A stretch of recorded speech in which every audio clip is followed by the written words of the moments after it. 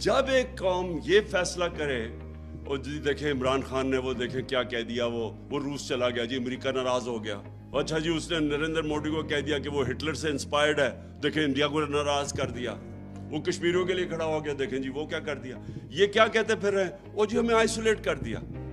ان کا مطلب یہ ہے کہ آئسولیٹ نہ کیسے ہوتا ہے، ان کے جوتے پالش کرنے شروع کر دو، ان کے پیروں میں گر جاؤ. ان کا مطلب یہ ہے کہ لوگ اس کو اچھی فورن پالیسی کہتے ہیں. یہ فورن پالیسی تو آپ 50 سال سے کر رہے ہیں، تو اب تک تو پاکستان کو سپر پاور بن جانا چاہیے تھا لوگوں کے جوتے پالش کر کے.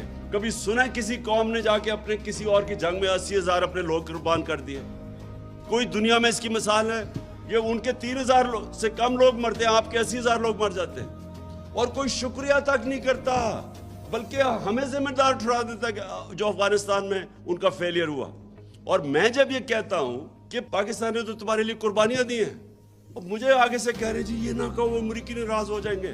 میں صرف آپ کو یہ چیزیں اس لیے بتا رہا ہوں کہ اگر اس طرح کی ہم اپنے آپ کو ذلیل کر کے سمجھتے ہیں کہ پاکستان کوئی پیر پہ کھڑا ہو جائے گا، غلط فہمی میں نہ رہے. ہم نے ایم القانسی کو پکڑا دیا، اس کے وکیل نے جا کے وہاں عدالت میں کہا جی پاکستانی اپنی والدہ بھی بیچ دیں پیسے کے پیچھے، ڈالروں کے پیچھے. تو ہماری وجہ سے ہم نے ذلت کمائی، ہم نے اپنے آپ کو ذلیل کیا. اس کو دوسرے کو ایک رمزی یوسف اس کو پکڑا دیا. ریمنڈ ڈیوس نے دن دہاڑے آ کے 2 پاکستانیوں کو قتل کر دیا، وہ چپ کر کے اس کو واپس بھیج دیا. پھر 400 ڈرون اٹیک کر دیے.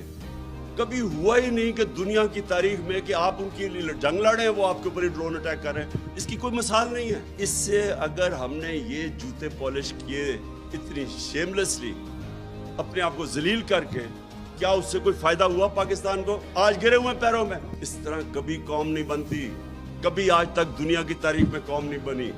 میں بار بار مدینہ کی ریاست کی اس لیے مثال دیتا ہوں، وہ پہلے دن مدینہ کی ریاست ہی بن گئی تھی. انہوں نے جدوجہد کی تھی، انہوں نے مل کے کمیونٹی نے 2 جنگوں کے اندر، جنگ احد اور خندق کے اندر، تو امہ کو خطرہ تھا کہ وہ بچیں گے بھی یا نہیں. فاقے کیے انہوں نے جب انہوں نے سیج کی ہوئی تھی مدینہ کی. نبی صلی اللہ علیہ وسلم نے 2 پتھر پیٹ پہ باندھ کے کام کر رہے تھے، وہاں قربانیاں دے رہے تھے. قومیں قربانیاں دے کے بنتی ہے. بھکاریوں کی طرح بھیک مانگ کے جوتے پالش کر کے کوئی قوم نہیں بنی آج تک.